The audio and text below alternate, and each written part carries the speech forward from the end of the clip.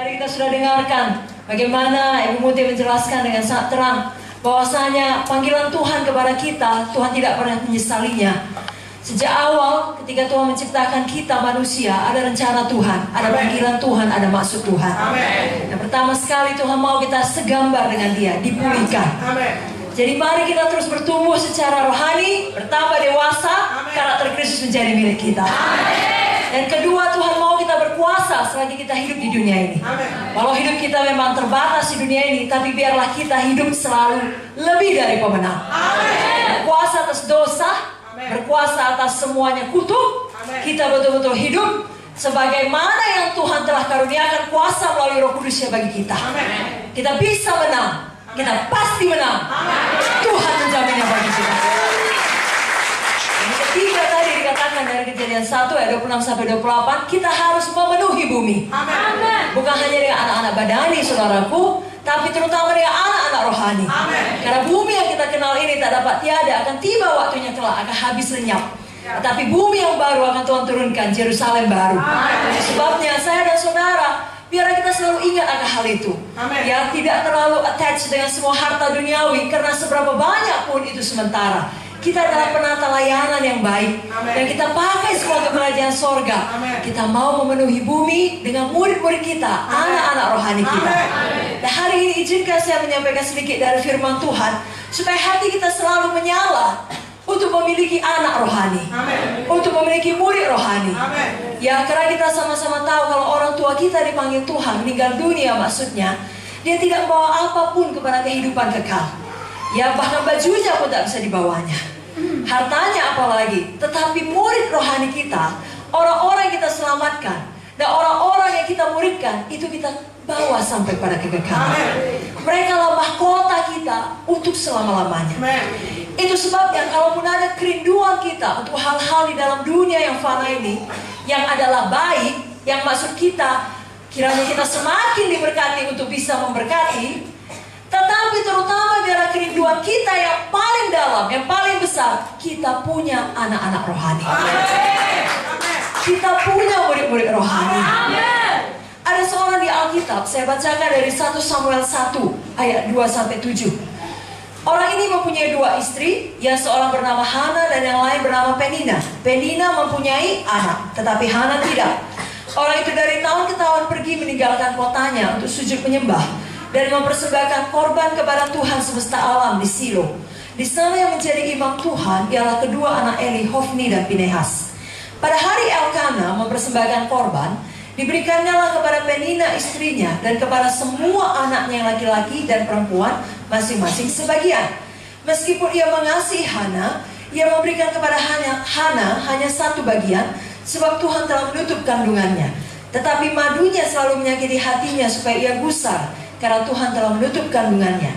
Demikianlah terjadi dari tahun ke tahun. Setiap kali Hana pergi ke rumah Tuhan, Penina menyakiti Hana sehingga ia menangis dan tidak mau makan. Jadi ada seorang yang mandul di sini namanya Hana. Kita singkatkan ceritanya. Saya yakin saudara sudah lama tahu cerita ini. Kiranya bisa mengingatkan kita dan menyalakan hati kita kembali. Amen. Tapi Hana ini walaupun sudah lama tidak mempunyai anak, kerinduannya tidak pernah padam.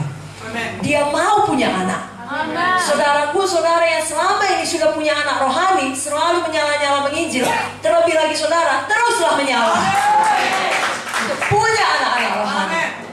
Karena di luar sana ada juga beberapa anak Tuhan atau bahkan hamba-hamba Tuhan sudah tidak lagi begitu menyala, doanya tidak lagi tertuju, terpusat untuk punya anak rohani, tidak lagi terpusat untuk memuridkan jiwa-jiwa, untuk menginjili jiwa-jiwa. Karena tadi kita sudah dengarkan dari Bu Muti, itulah perintah agung. Amin, saudara. Amen. Kenapa demikian? Mungkin karena begitu banyak masalah yang dialaminya di dalam pelayanan, di dalam keluarga, ya, dalam segala aspek lah kehidupan. Dan itu membuat dia jenuh melayani. Kalaupun dia masih melayani, itu hanya sebagai rutinitas saja, tapi tidak lagi berkobar. Atau sebaliknya, dia sudah begitu nyaman.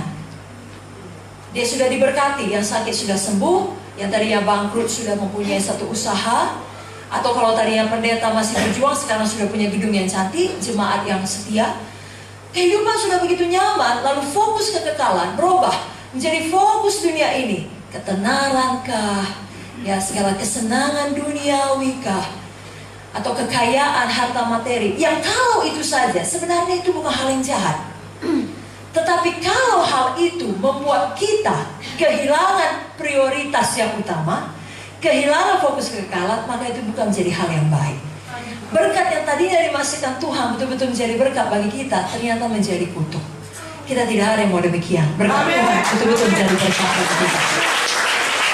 Sehingga kesakitan pun yang kita alami, penderitaan pun yang kita alami, aniaya, tantangan kita alami, itu tidak meredupkan nyala api kita.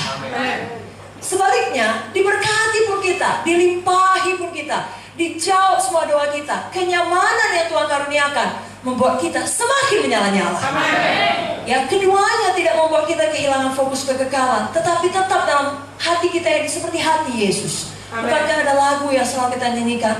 Berikanku hati seperti hatimu. Apa hati Yesus? 2 Petrus 3 mengatakan dia tidak gemar seorang pembinasa. Jadi kalau bisa kita katakan degup jantung Tuhan adalah jiwa-jiwa. Demikianlah degup jantung saudara.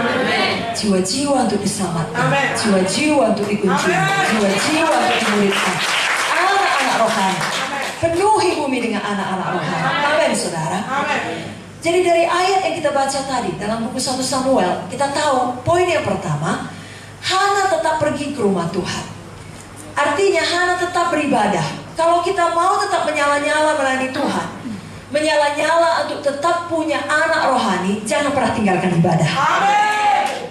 Sesibuk apapun, kalau perlu sesakit apapun, kalau masih bisa digotong, seperti firman Tuhan kemarin, digotong saja ke gereja. Amin. Lalu alami kesembuhan di gereja. Amin saudara. Kalau saudara sudah dapat pekerjaan, kalau harus ibadah di luar kota pun, tetap ibadah di luar kota. Jangan sampai tidak beribadah. Amin. Apalagi kalau kita di dalam masalah, jangan kita justru menjauh dari ibadah, menjauh dari Tuhan. Yakobus 4 ayat 8 berkata, mendekatlah kepada Allah dan Ia akan mendekat kepadamu. Kenapa dikatakan kita yang mendekat? Karena kalau dari pihak Tuhan, seperti tema Natal kita, Immanuel, Dia tidak mau menjauh dari kita. Amin. Dia selalu mau menyertai kita. Amin. Sebabnya adalah kita yang harus mendekat kepada Tuhan. Amin.